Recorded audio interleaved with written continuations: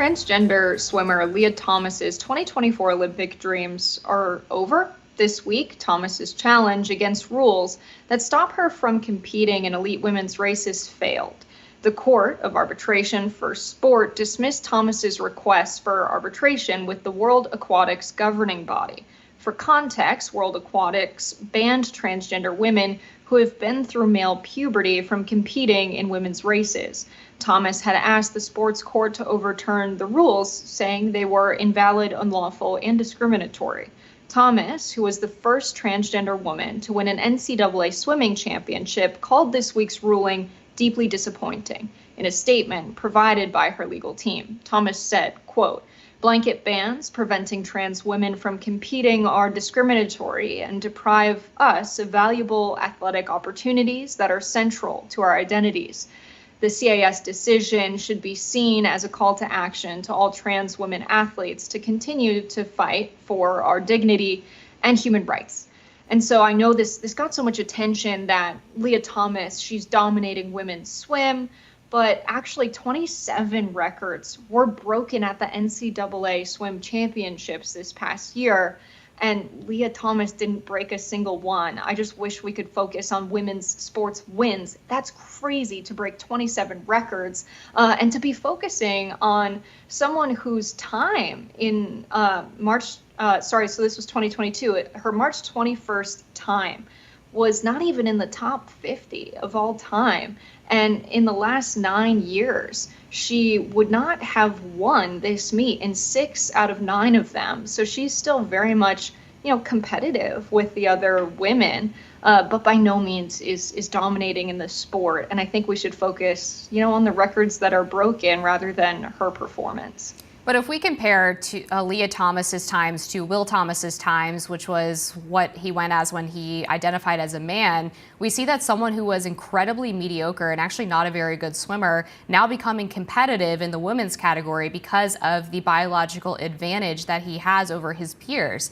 And I think it's important that the women who are participating in these events are often losing opportunities because of male participation. So, for example, someone who might have finished 4th or 5th in a race would be unable to go to a Division I championship meet, or they would be left off of the podium if Lia Thomas finished in 2nd or 3rd, or in one case in the 500-yard freestyle, actually he did win the Division I title.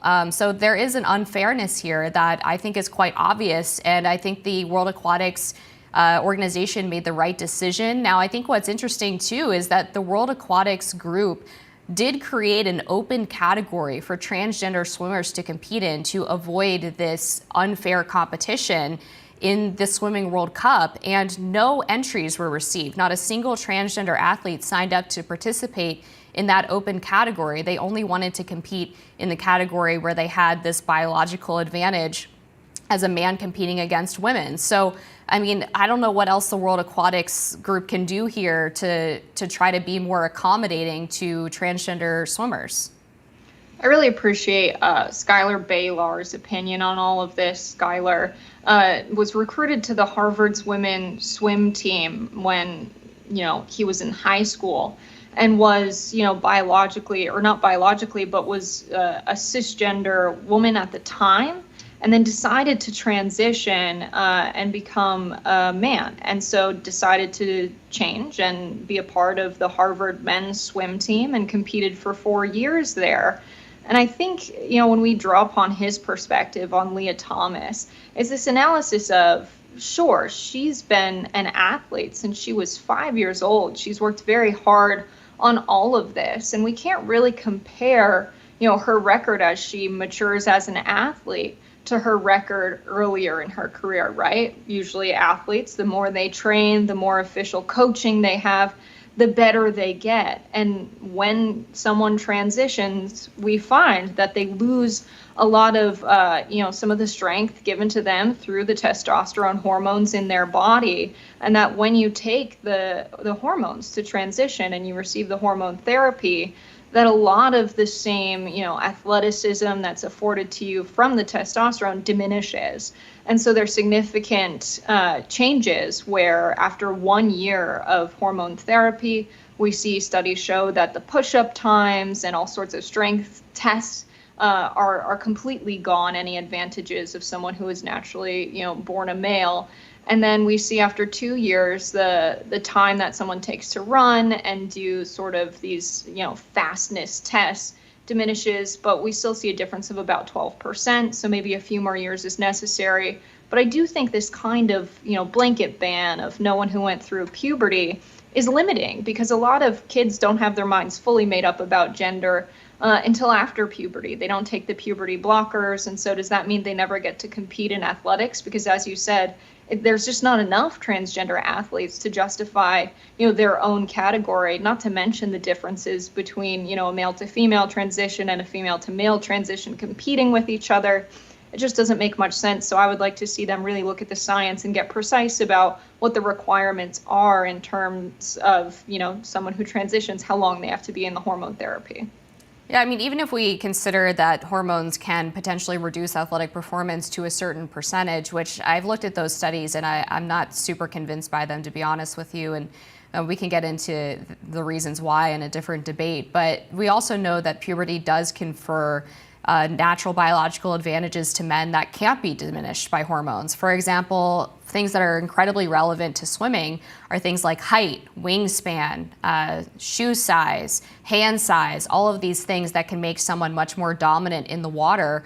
And I think it is relevant to compare Will Thomas to Lia Thomas, because there's only about a year difference between when Lia Thomas decided to transition and swim for the women's team versus when he was swimming for the men's team. And yet we see him placing incredibly differently between those two groups. I mean, all we have to really do to determine that this is unfair is we can look at the world record times for men in any sport really, but certainly swimming because it's relevant here, compared to the world record times for women. The world record times for men are always going to be faster than the world record times for women. Of course, we can say that on an individual level, there are going to be some professional female swimmers who are faster than just a random dude you pick up off the street. But if we're doing a proper comparison of a professional male swimmer versus a professional female swimmer, the professional male swimmer is going to be faster if they're competing at the same level. And when you put those two in the same category, you're freezing out women of the potential to have these opportunities to win. That was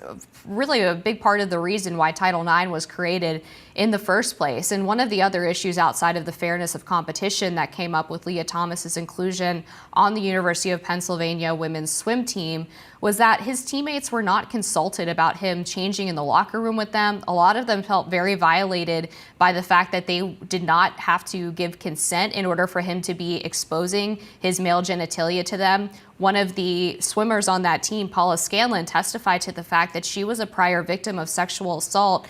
And so she was actually terrified of being in the locker room with someone who was a biological male who still had all of his male parts. And when people on the team complained about this, they were told that they were the problem and they were the ones that were going to need accommodations in a separate locker room, as opposed to requiring Lia Thomas to change somewhere else. So this is more than just an unfairness question, but also a question about women's boundaries, consent, and their ability to have sex-segregated spaces to make them feel safe and comfortable.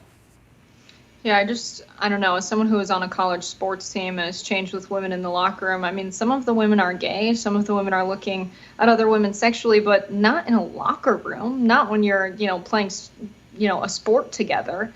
And it's not like in the locker room, people are just walking around naked, imposing themselves on others. Sometimes when you're at certain meets, there are showers that are communal, but people respect each other's privacy on the team. And so, everyone's genitalia looks different. Someone who's transitioning or has already transitioned rather is no longer a man. So also to compare the sports, times, whether we're talking track, we're talking swimming, where we have apples to apples comparisons of what's your time for this amount of distance completed, we can't compare a transgender woman to a cisgender man and say we expect these to be the same. In the same way, we can't compare, a cisgender man and a cisgender woman and say, look at this difference. This means everything. because when someone transitions, they're not the same as a cisgender man. They are now a transgender woman. And so we can't make those comparisons and say this is why it's unfair. We have to really be precise about the science. Are there physical advantages? Are there athletic advantages? And at what point do we see that those diminish? Because as someone who played college sports, there are a lot of men who were on the men's college lacrosse team who were shooters in the same position I was, and I was better than them. And so even people who are, biologically, cisgender, and they're competing in the sport among peers who are women or who are men, we still see that. I could dust dudes who have never received any kind of hormone therapy to equalize the playing field. And so to me, it just feels like we have to be fair to some degree, and banning athletes who have gone through puberty of the opposite gender at this point in time when we have the technology to make those changes, it does feel unfair. We are completely out of time, but I would just encourage you to listen to the testimony of some of the women who were in the locker room with Lia Thomas, because they said that is precisely what happened, that he was attempting to show off and was not giving them the privacy that they deserved by being in there, and that their coaches, again, made them seem like they were the problem, which I think if we believe in women's rights is something that we should take very, very seriously. We're going to be back with more Rising after this.